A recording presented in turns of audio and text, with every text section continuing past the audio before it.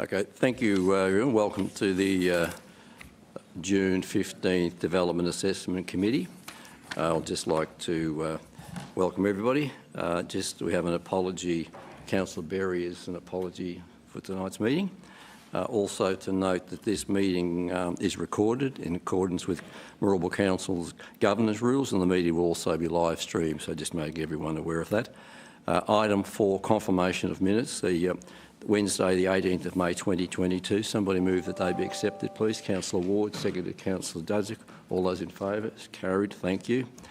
Item 6, disclosure of conflicts of interest. Councillors, are there any? I'd just like to note one for myself, councillors, in item 7.6, in that I've done some survey work for the applicant in that matter. So I'll be excusing myself, and Councillor Dudzik will be taking over at that time. So thank you. First item of business, item 7.1, variation of restriction of 69 Darley Drive, Darley. We have a speaker, Mr. Corey Freeman. Mr. Freeman, do you wish to come forward and just give your presentation, please? Good evening all. Just press the green button. Do you want to sit down? Might be easier. Yep, no. Thanks.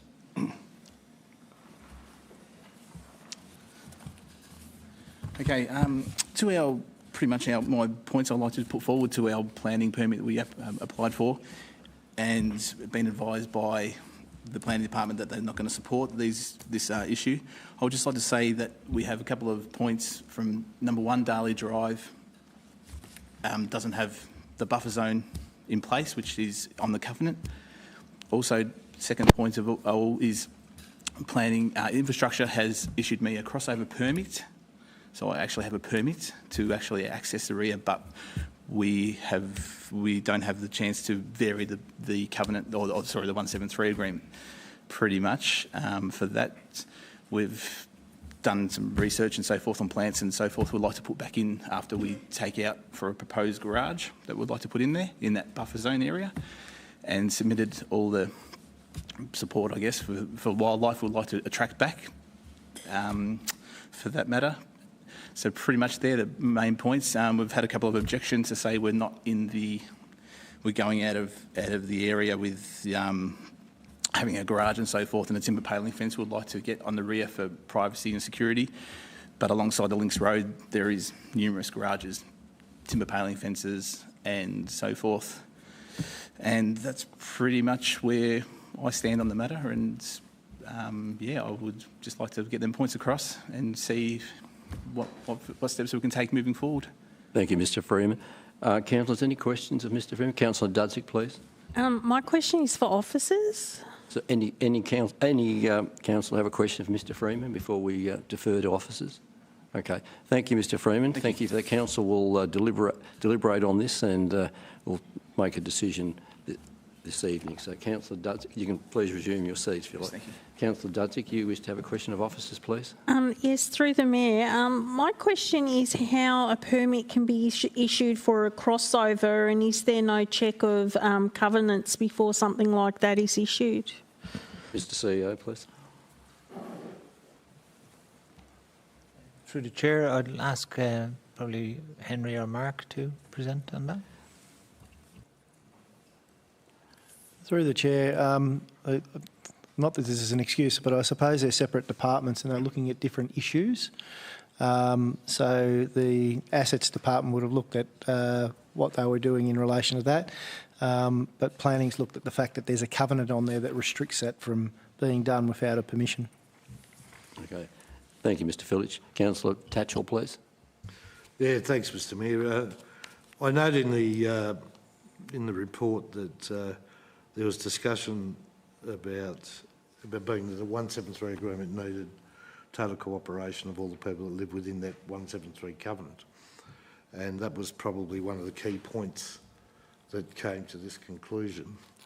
And yet I noted that the objections that were in there didn't appear to have come from that particular area. So my question would be, does it matter where the objection comes from? And is there some substance to why people within that 173 agreement would object to this? Thank you, Councillor Tatchell. Mr. Bazzudenhout and Mr. Filich, do you wish to respond to that, please? Get the question. So through the chair, one of the considerations we have to have in relation to a covenant is whether there are people who are burdened by that covenant on whether they object or not.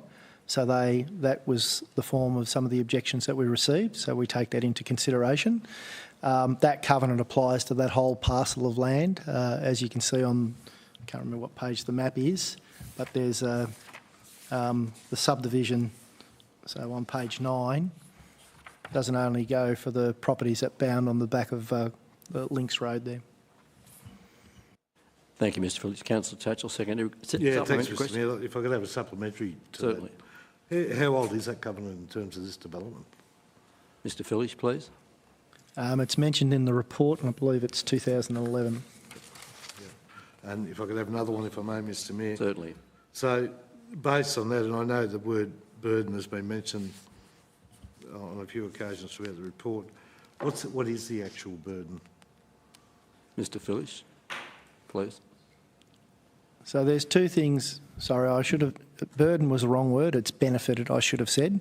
So the burden in this case is that there is an area, a 5 metre area that can't be constructed on and has some landscaping.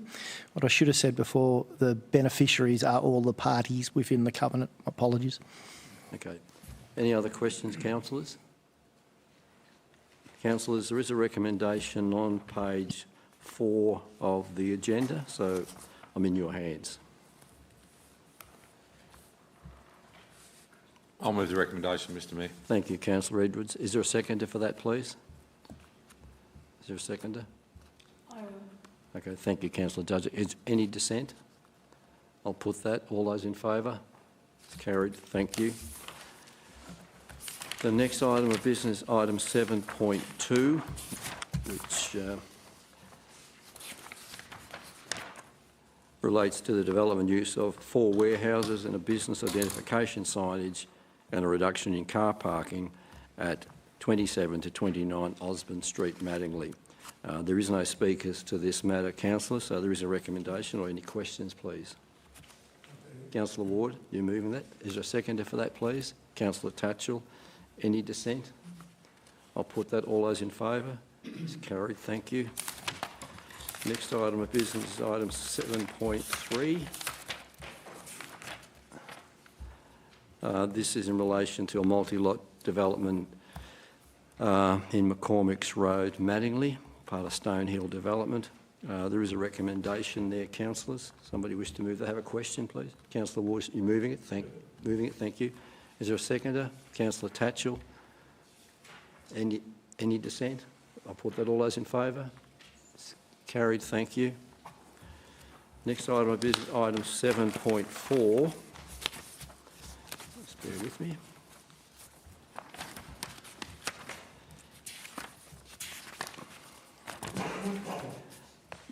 This is in relation to development of a second dwelling at 5 Lidgett Street, Bacchus Marsh.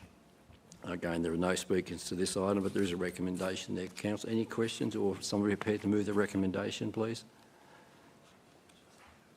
Move, Councillor Ward. Just seconder, please. Councillor Tatchell. Any opposition? I'll put that. All those in favour? It's carried. Thank you. Next item of business is item 7.5. This relates to a 4-lot subdivision and vegetation removal at 2 and 8 Urquhart Street, Gordon. We have a speaker, Mr Robson. Mr Robson? Is Mr Robson here? He's online, is he? Oh, okay. Yes. Mr Robson, we're just at the item. Do you wish to give a presentation, please? Yes, I'm here acting on behalf of the applicant in this matter. So do you wish to give a presentation to council with respect to this item, please? Yes, please. Yep. So my clients are the owners of the two subject land parcels associated with this application and have proposed a re-subdivision titles to allow 2 additional allotments at the site. We note the objection provided is largely focused on 2 key issues, the removal of vegetation and the proposed development density within the area. Having reviewed the officer's report, we note that both of these key issues have largely been addressed with the officer's support provided. We do want to highlight the fact that the applicant did seek to retain as much vegetation on the site as possible. There were some issues with 2 large manor gums on the site. The CFA provided a request for further information and some issues surrounding canopy separation between the 2 manor gums. And unfortunately it wasn't possible to maintain or retain both trees on site. However, we just wanted to highlight that the proponent has made every effort to retain as much vegetation on the site as possible. We also note that all proposed allotments are well in excess of the minimum lot sizes required by the planning scheme, and the landscape plan and bushfire management plan provide for building envelopes which well exceed res code minimum standards as well. So we submit the proposal does meet and exceed policy within the Gordon Township. And so unfortunately my clients weren't able to attend tonight, but I'm here to answer any questions that you may have. Thank you, Mr Robson. Any questions of Mr Robson, councillors? Okay, thank you, Mr Robson, and thank you for your presentation, and council will duly note that in their deliberation, so thank you. Councillors, a recommendation on page 65. Happy to move. Move Councillor Dudzik, seconded Councillor Ward. Any dissent? I'll put that. All those in favour? It's carried. Thank you. Next item is item 7.6, and earlier in the meeting I note I have a conflict of interest in now, so I'll vacate the chair and ask Councillor Dudzik to resume. Thank you.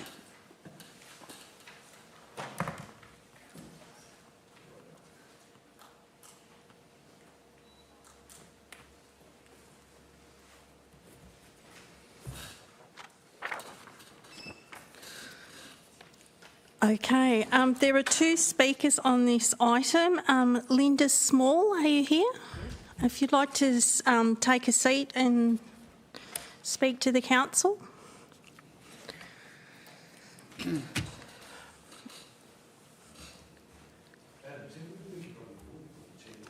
We're probably good. Would you like to present what you want to say? Okay. Well, my name's Linda Small and my husband and I live at 87 English Street. So the 2 properties that are part of this proposed subdivision are 20 Duncan Street, which is directly behind us, and 85 English Street, which is to the right-hand side of us. And there's 2 main objections. One is the removal of trees and whatever. We have a resident possum, and possums, as you know, are protected species, and they're very territorial. They don't move into other areas, and they require shrubs for their safety and for their feeding, whatever. And in the proposed lot number 3, in the last 12 months, 17 trees have been removed from that backyard, which has substantially removed the habitat of the possum and the other wildlife that is living there. And so if the access road is put in, then those trees will be removed, and that further increases the risk of the possum not being able to survive. And secondly, the main issue is the proposed access road from lot 3 that will pass past our bedroom windows, which is just over a metre from where our bedrooms are. So any privacy or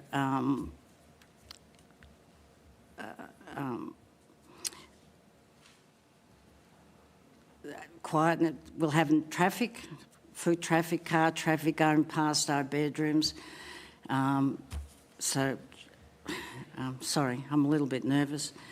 But also, last year we started up a small business in Balan, and what we do is we support elderly people to be able to remain in their homes. And one aspect of our service is we provide respite to families who are caring for their relative with dementia. And part of that service is sometimes that we are called on to spend overnight so that a carer can get time out, a bit of rest, a good night's sleep, and we take over and support them. So we don't always sleep every night where there's not quiet, there's no traffic going past their bedrooms, and so that is a huge concern for us, for that any peace and quiet. We came to Balan for the quiet country lifestyle that it offers, and to have a driveway with no buffer zone between us, our bedrooms, and the driveway is of a major concern for us.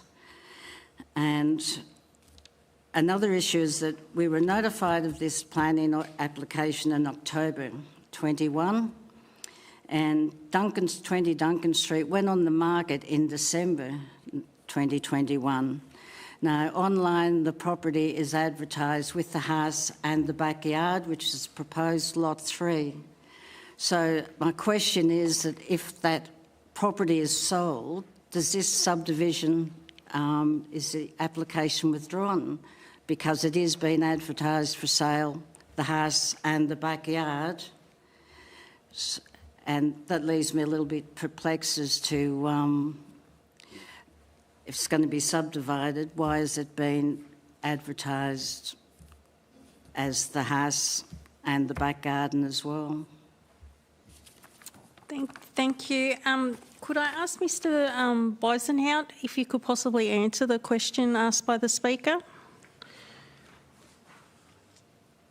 So through the chair, I mean, the property may be on the market. The subdivision would have to go ahead with both titles of the parcel. So whoever was doing the subdivision would have to get the permission from if that land was sold, they would have to have permission from the new landowner. If it was sold and they didn't have the permission, the subdivision couldn't go ahead. Thank you. Have you finished speaking? I just want to know if any consideration, if this subdivision is approved, for a buffer zone between the fence line between 87 and 85, as it runs directly past all of our bedrooms. That is of a huge concern to us, that there is no buffer zone. Okay.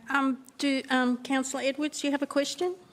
Yeah, I do. I'm just looking at the plans of the Battle Axe driveway that you're talking about coming past your bedrooms. It looks like there's currently a shed. Is there currently a shed on that property that's planning to be subdivided? Yeah. Does that have vehicles that come down to that now? I don't. If you're going into 20 Duncan Street, you can't access through into the backyard because there's the house and then there's a garage type sheddy thing, but then there's a small shed in the backyard. Oh, okay. Yeah, it's hard to tell on the pictures, that's all sometimes. Sorry, the acoustics in here are pretty poor.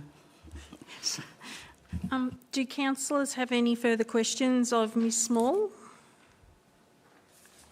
No? Thank you. You can go back to your seat. Thank you. Do any councillors have questions of officers at all?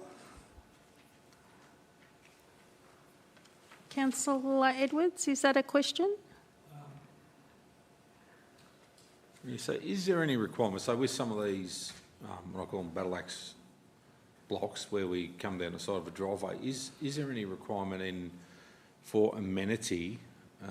So this house that has the bedrooms where all these properties are going to be driving right past, is there any requirement for amenities? And if we were to build, and if we were to go for, say, a 2-building permit, would that be considered as part of it? Through the chair, the amenity concerns would only be addressed if there was a building that was being put on there. So the building would have certain setbacks, etc., from the boundary. Yeah, I understand that, but what I'm talking about is if what requirements would we, if this was a blank sheet of paper and that house that's existing there and we're now building a driveway through and they come through with a proposal, would you put in requirements for like a buffer against a house that was beside it for like bedrooms and those sorts of things, or a particular type of wall or those sorts of? Yeah, through the chair, typically if we were going to do that, we would look at landscaping. So some form, it might be that there might be a half a metre or a metre landscaping on that boundary. That could be a condition of permit that said that they did need to put that landscaping in. I think in this case there's sufficient room to do that if that's the desire, because it still has enough room to get past the house and allow access to the rear block.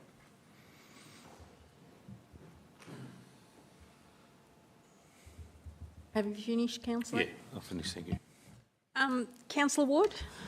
Yes, thank you, Madam Chair. I've considered this report over a few days and read it a couple of times, and I note that it is expected that increased housing density is expected within the general residential zone, and subdivision applications can and will be expected into the future. But I was concerned about the amenity. I note that a permit has been recommended that it be granted that does include the removal of trees, and it, further to Councillor Edwards' question, it does state that the new lot does allow for planting of new trees due in the lot area. So just to confirm, those trees can be planted along the driveway to provide some cover for the neighbouring residents.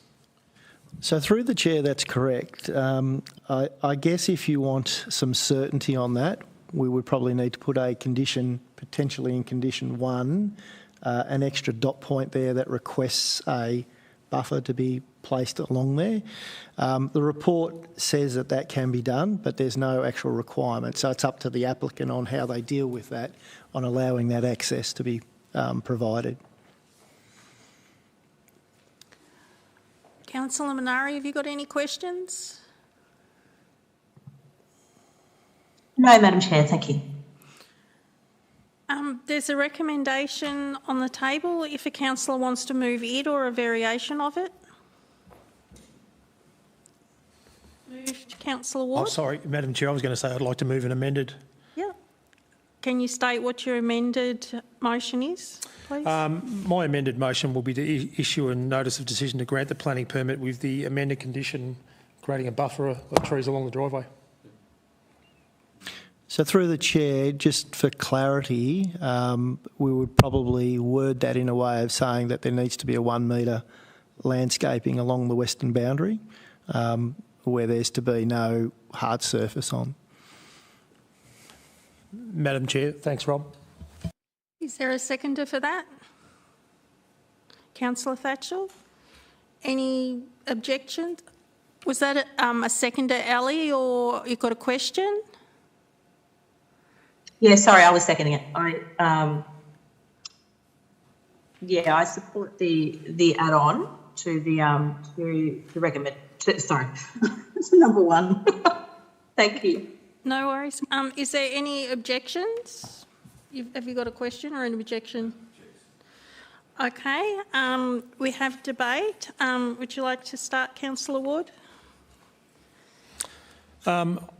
As I said earlier, I'm supportive of the proposal. I understand that increased housing density is expected and should be expected in general residential zones. I understand the concerns that the applicants raised, but I feel the amended conditions to propose to approve this permit will address the concerns raised by the neighbouring residents. So, hence my decision to move the amended motion. Thank you. Councillor Thatchell, would you like to speak? Yeah, thanks, Madam Chair. Yeah, this is one of the complications of having smaller blocks in the main street, and understanding that they're there for a reason, and also understanding that when these things are contested, that we're because of our own land structure plan, that they're unlikely to be successful in terms of a VCAT hearing. I do accept the issue in terms of these battle axe driveways, and they do create some problems in terms of noise, but unfortunately that's one of the things that happen in the main street or near a main street. But there'd be a lot more traffic, of course, in the main street as it is. But whilst we have the tool there to create the metre buffer, I think that is probably a sensible probably addition to this in terms of it. But based on the weight of evidence that sits in front of us, and the unlikelihood that this would be successful in VCAT if it was contested, it makes sense to put the permit through rather than create an expense that's unlikely to return a successful position for the objector. So, yeah, look, these are tough, and we're probably going to see a lot more of them as people, you know, if there's going to be another 6,000 people in the region, they've got to live somewhere, and obviously development we won't be able to keep up in terms of to put those people in there, and we have set rules in place in terms of the structure plan where the limitations are lifted in the main street or close to transport and schools and things like that. So whilst I sympathise with the objector's problem, the reality is that we're working within the structure plan, and the officers have done a lot of work here to make sure that it complies. So that's about all I've got to say on it, Madam Chair, but so I'll support the mover of this recommendation. Thank you. Councillor Edwards as the objector. I'd just like to foreshadow if this motion is lost that I do have an alternate motion. No problems. Yeah, so I don't disagree with what my fellow councillors have said here, and it's going to be a continual problem within particularly the peri-urban region when we have infill development, where we have existing development that doesn't allow us to get the best outcomes when we're talking about allowing that infill to occur. And more developers are going to want to do this throughout our towns such as Ballam. However, I just think in this case we can do better. When you look at that, if I was living in a house where I was going to have a long driveway and potentially, and we don't know how many traffic movements that are each day, within a metre of my bedroom, which we probably wouldn't allow if it was a brand new development. So then I just think we can do better than this in the long term. Thank you. Councillor Minari, would you like to speak for or against?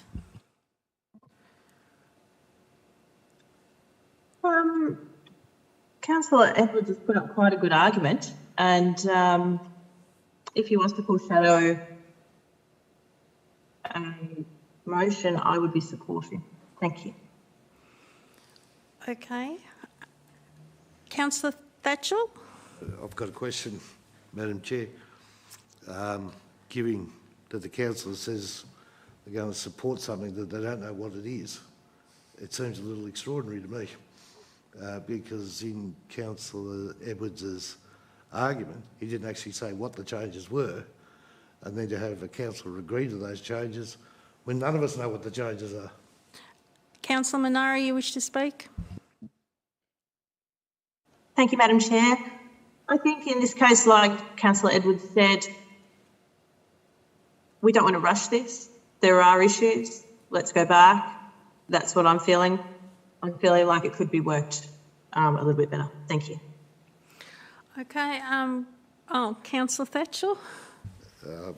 What I suggest that we suspend standing orders to find out what brilliant idea the Councillor Edwards has. Are you moving to suspend standing orders? I am indeed, Madam Chair. Is there a seconder for that? No. No? Councillor Ward, was that a second? Okay, we suspend standing orders. Do you want to start? Yeah, I was just looking at deferring the item because I don't have an alternate motion prepared, which we would normally do in this situation. It did give me concerns during the briefing session that we had on this. When I look at that, I don't like battle axe developments. It wouldn't be the first time I've objected to this, whether it be Ballam, Bacchus Marsh or other places. So I would be foreshadowing that I would defer the item so that we could develop appropriate rejection clauses. I don't want to do it tonight because I'm not prepared and it would be inappropriate. Would you like to speak, Councillor Thatcher? Only if no other councillor would, I'll resume standing orders. I think had deferral been mentioned, it might have made life a lot easier for everybody. Thank you very much. Can I just say something? No, I'm sorry, you can't. Yeah, no, we don't normally, we can't, not when we're in the middle of debating it, sorry. I'll put it to the, back to Councillor Ward. No, you actually haven't closed, have you? Okay, no, thank you. So, Madam Mayor, we've got to resume standing orders. Okay, sorry. We resume standing orders. Do you wish to close? yep, thank you, Madam Chair. Look, I'm more than comfortable with the proposed additional condition, so I'd like to support this motion and approve the development as recommended with that one additional condition. Thank you. Okay, we put it to a vote. Those in favour? I call the motion carried. Okay.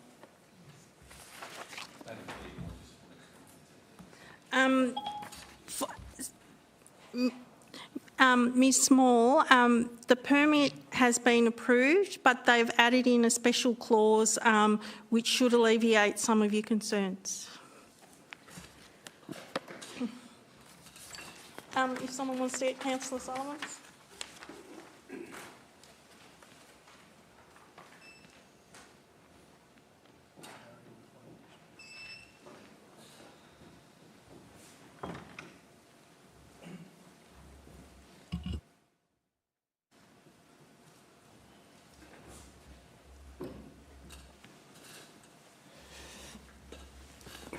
Thank you, Councillor Dudzik. The motion was approved with a slight amendment. Okay, thank you, Councillor. The next item of business, item 7.7, and we have two speakers to this item. The first speaker is Mr. Ronnie Weisenweber. Is it Mr. Weisenweber available, please? Okay. So who's going to speak first? Myself, Mr. King. Okay, thank you. Mr. King, please. Welcome. Thank you, Mr. Mayor and councillors, and we thank you for the opportunity to speak to you tonight. I'm a planning consultant working with the owner of the land, Ronnie, who's also going to speak to you tonight about this application for Betsons Road. We're here to put a position different to the officer's report that you've received tonight. And I wish to reinforce that the landowners focused on trying to develop the land and use it for agricultural purposes in a sustainable way and have an authentic passion for that outcome for the land. We note the officer's report, which is focused on the principles and the theory of the farming zone, which is valid in many ways, but it's ignored the context of the surrounding land, which is made up of 24 lots, of which this is part of about 2 to 4 hectares, created in the 70s. That creates a very different environment to a traditional broadacre farming zone. And therefore, some of that theory needs to be tempered by the context of the site. All of those other parts of the subdivision that were created in the past have dwellings on them. And this is one of the last ones to receive a potential permit for a dwelling. Council has had clear discretion tonight to make a decision to allow a dwelling on the land, as the application's been through a process of public notification and there's no objections. So the decision rests with Council. There's an opportunity there to grant a permit should Council wish. Interestingly, Council, through its delegates, has issued permits for dwellings on land immediately to the west of the site in 2019 on another 2 hectare site, and to the northeast of the site on a 4 hectare property at 199 Mount Dora and Edgerton Road in March 2021, so just last year. So these applications have been reviewed and they were valid and ran a reasonable argument, but they didn't have some of the information that in fact the applicants put forward in this application in terms of a detailed farm management plan. So Council's delegates have clearly seen that dwellings can support agricultural use on these smaller sites in the immediate past, and the current officer report has not explained why a different view has been taken this time around. There seems to be an inconsistency and maybe an unreasonableness that comes from that approach. We also note that Agricultural Victoria has provided some comment on the application. We think that's reasonable to get that feedback. Agricultural Victoria wasn't definitive in their position, and I think that in the officer's report that's been elevated. But Agricultural Victoria did look at the context of the site and raise some issues around how farming could be done, but they also provided a set of draft conditions in the anticipation of a permit potentially being granted.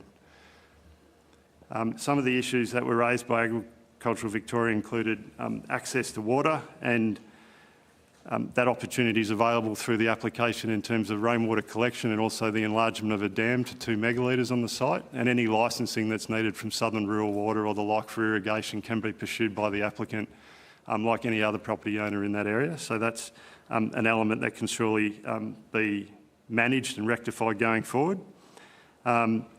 And also the issue of remote farming, so someone living off-site and farming the land at 2 hectares was raised. The reality of that seems, or the practicality of that seems difficult in this proposition. The land's not being farmed now, you can go and see it. It's surrounded by houses to the north and to the west, and a slightly larger property to the east. So the idea that you're going to get a better land management and farming outcome from a dwelling not being present on the site seems difficult in this context. In fact, the land is unlikely to be used for agricultural production in the absence of a dwelling, given its size and that surrounding context. And the situation is not the same as if there was a 2 hectare lot wanting to be created and that's surrounded by broad acre farming zone land. That would clearly be a context where the officer's report is picking up the relevant issues, but I think it's very different in this case. The applicant has provided a detailed farm management plan from a professional consultant who has visited the site, and this is considered a more robust and detailed assessment of the opportunities than the Agricultural Victoria assessment, which was done by an officer in Agricultural Victoria from Tatura. That seems a little bit more removed in terms of the overall assessment. The practicality of achieving the outcomes proposed in the farm management plan without living on the land seems unrealistic, and a dwelling will help support those soil-based activities.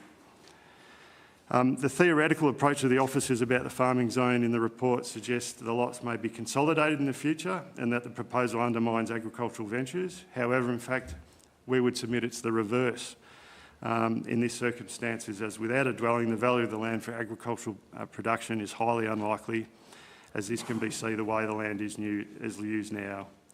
So we submit to Council that its delegates in the past have issued permits on lots in this area for dwellings in recent times, and clearly such an outcome can align with the farming zone. And Council has the same opportunity to do so tonight.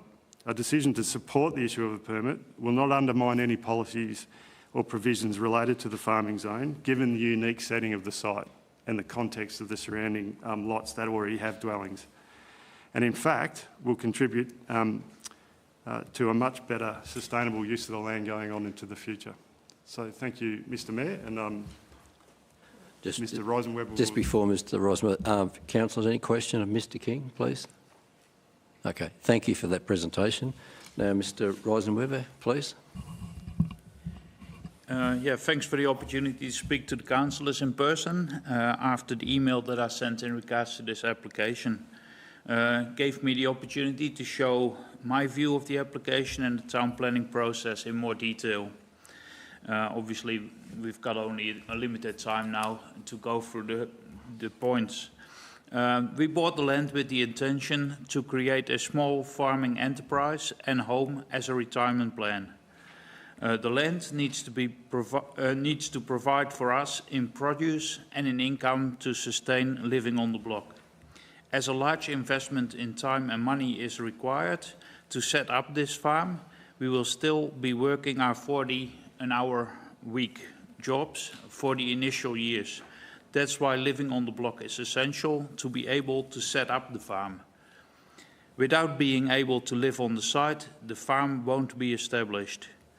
This is completely unreasonable. To say a dwelling is not required does not take into account that the farm does not exist in the current situation and still has to be established. To not be able to live on the site will hinder the setup of the farm significantly. After establishment, a dwelling on the site is seen as an important part of the successful and productive management and monitoring of the crops and the chicken. If a permit would be issued for this application, a dwelling would not look out of place in the context of the site, and we are baffled by the resistance of the town planners, as this is inconsistent with the context of the site and the past decisions made by council. If a planning permit was issued, I can see no adverse impacts on anybody or anything. The subject site is already surrounded by blocks of similar sizes, all with houses on those sites, and with agricultural uses that are a lot less productive than our proposed use. The manager of town planning, Rob Villish, actually mentioned in a phone conversation that if a review to the zoning would take place, that most likely the site and the surrounding area would be taken out of the farming zone altogether and receive a different zoning because of the number of houses already in the area. I believe that the town planners have not at all taken into account the location of the site and its context, and have made a decision that does not reflect the reality of this context. I hope that the councillors can come to a different conclusion and approve this town planning permit application and grant a permit. Thanks for your time. Thank you, Mr. Rosenweber. Councillor, any questions? Councillor Tatchell, please. I'd just like to make a point of order, if I may, Mr Mayor, based on the comments that the planners hadn't taken into consideration. They're working to a planning scheme where they don't have the liberty of... True. That's why it comes to council. So the planners are actually acting within their scope, and that it's the reason it's in council is to make that alternate arrangement. So I just wanted to make that clear. Thank you, Councillor Tatchell. Yes. That's correct. I mean, that the planners are working within the scope of the document that was determined by council. So thank you for that. Are there any other questions? Okay, thank you. Thank you to both speakers. Thank you for your presentations, and council will consider that as part of the deliberation. So thank you very much. Councillors, I'm in your hand. I know there was another proposed... Councillor Minari, you circulated an alternate motion. Are you removing that? And I think that has been circulated. Yes, thank you, Mr Mayor. Thank you, Councillor Minari. It has been circulated. I'm assuming all councillors have a copy of this. I'm seconding it. Councillor Dudzik seconding the alternate recommendation. Is there any dissent? I'll put that. All those in favour? It's carried. Thank you. Thank you, councillors. Thank you. Thank you. Yeah, just to let the Mr. Reisenweber and the there's a copy there of the motion that was adopted by council for your information. So thank you. Next item of councillors' business, item 8, update on VCAT decisions. Mr. Bazurdin, are there any? No update, Mr. Chair. Thank you. Councillors, any other business? Any other business? Sorry? Other business? Sorry, yeah, no, you're right, yeah. I was just going to say any other business. Are there any other business? Okay, thank you. The next meeting of the DAC, the Development Assessment Committee meeting, is Wednesday the 20th of July 2022. Thank you, councillors, thank you, council officers, and thank you for the presenters for coming along here this evening and helping to determine the decision-making of council. So I'll close the meeting. Wish everyone a good evening and stay safe and stay warm. Thank you.